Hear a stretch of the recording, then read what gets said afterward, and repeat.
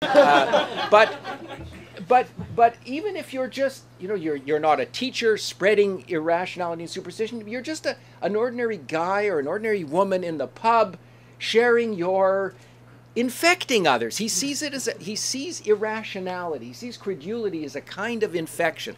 And just as the courts are now treating it as a criminal offense, a serious assault, maybe even manslaughter or murder, if I have AIDS and I don't tell my partner and I have unprotected sex with her, I mean, the penis can be a lethal weapon. So can the vagina in that circumstance. And people are now, I think rightly, although there's an argument that the criminal law is not the right instrument to use, rightly being prosecuted for spreading infection.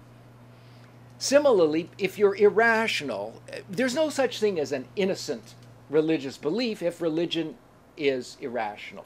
And the kind of...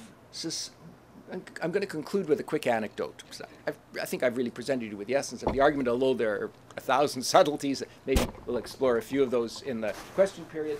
And I want to conclude with a brief personal anecdote. In 1970, I just returned from England. I taught a couple of years previously at the University of Manitoba, and I went off to England thinking I would live there permanently and do research there, teach there. I was offered a job. I came back, and bang, very shortly after I returned, in 1970, Pierre Elliott Trudeau declared the War Measures Act in Canada. Ancient history, probably most of you weren't born in 1970. Actually, most of you weren't born in 1980. But you've heard of the war. So they suspended civil liberties right across the country. In Winnipeg, the Manitoban, the student newspaper of the University of Manitoba, it became a crime, by the way, even to publish the FLQ manifesto. The Manitoban published it in an edition of many extra thousands distributed downtown. They could have gone to prison. Dimension Books in Osborne Village had a poster that said Viva l'FLQ. The RCMP came and took it down. Pretty minor stuff. In Quebec, hundreds and hundreds of people, including the prominent folk singer Pauline Julien, a number of writers and artists were imprisoned, basically because they were séparatistes, not because they were terrorists. But you could be imprisoned without charge. And you could be kept for 90 days, and then it could be renewed for another 90 days, and then for another 90 days. So we lost habeas corpus, we lost the right to trial, we lost the right to our freedom unless they charge us with something, and then we can appear in court and defend it. This was really serious. It was Trudeau's most popular moment. In Parliament, the New Democrats voted against it, and one Conservative, David MacDonald, who in my eyes is a kind of hero. I mean, it really takes guts when everyone else in your group is taking one view. All the Liberals, all the Conservatives, except for David MacDonald, and the whole country was, as I say, Trudeau's popularity was in the 90%. I got death threats at this time. There was a campaign to have me fired. The reason I'm telling this story is because the War Measures Act can only be invoked if there's an apprehended insurrection. The evidence for an apprehended insurrection was 2 kidnappings. The murder of Pierre Laporte came after. Actually, it came on the... I gave a speech defending civil liberties on a Saturday afternoon. That night, Pierre Laporte was murdered, and my God, Free Press denounced me. I was a friend of terrorists, and I was, in fact, in one column, their lead columnist, Sean Heron, said, Schafer's so busy defending terrorism, he doesn't have time to meet his classes, or his 8:30 Monday morning class. I mean, he just fabricated that. I had no 8:30 Monday morning class. I hadn't failed to meet any classes, though the next week I did. I just forgot. How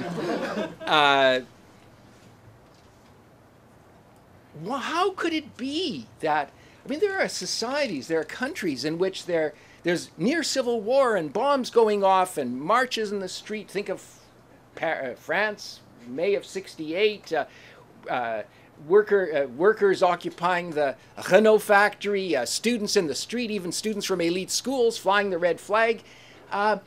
In Canada, we had 2 kidnappings. There are probably 50 kidnappings every weekend in Montreal. And not to say gangland murders. And Canadians, based on really almost zero evidence, immediately were willing to approve of the relinquishing our civil liberties because we needed law and order. So my conclusion was this willingness to believe what our rulers tell us. I mean, they all lie. And especially they lie about wars. We're talking on a day when WikiLeaks is, you know, I think that's heroic. Obama's lying. Every president, every prime minister, not just tin pot dictators and tyrants, tells massive lies, and most people are so credulous they believe them. That affects our destiny. It's very easy to confuse people.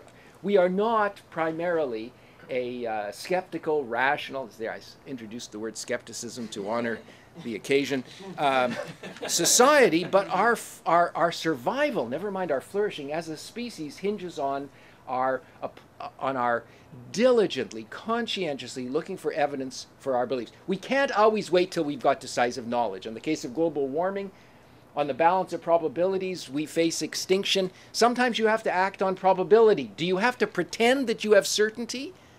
Will people not act unless you exaggerate the level of the evidence? There's a question to put to ourselves and to others. Can we really live useful, effective lives if living with uncertainty? Because there is so much that's uncertain and so little that's certain. And many psychologists and many people in the field of medicine, where I do a lot of my research and writing and consulting, believe that people fall apart when they're confronted with uncertainty, that they need to have confidence in their doctor. Doctor knows best.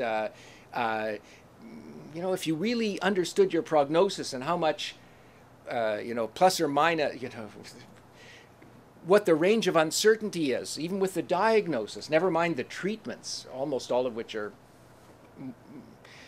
virtually useless and many of which are much more harmful than useful, based on the evidence. I mean, the doctors are taken in by, really they practice in North America what I call pseudo-evidence-based medicine. This is really what I do my own research in, is I do research about medical research. And there we're talking about drug company influence. If you don't have a healthy skepticism, you're really sunk. And as a society, we don't have nearly enough. That's my thesis, and I think William Kingdon Clifford, you can Google him, C-L-I-F-F-O-R-D, or take Chris's class where Clifford is taught. I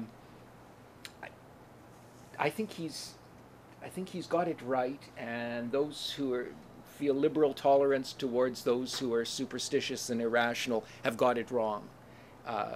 It isn't permissible to believe whatever makes you feel good, right? You feel good believing this, okay, I don't, right? It's kind of like stealing from your fellow citizens by making yourself credulous and thereby the sort of person who will believe Harper or Sam Cates or any of the other wicked people in our society. I've just stopped. Questions, comments, criticisms? You can go first. Okay.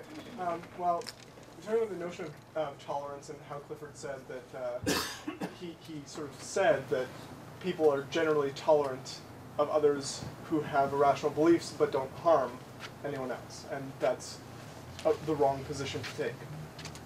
I think it's actually worse than that. I think people are tolerant of people who act on irrational beliefs and impose them on others. This is like really fresh in my mind. I don't know if you heard about the Victaves protest and then valedictorian speech. Yes, I did. Yeah. Were you there?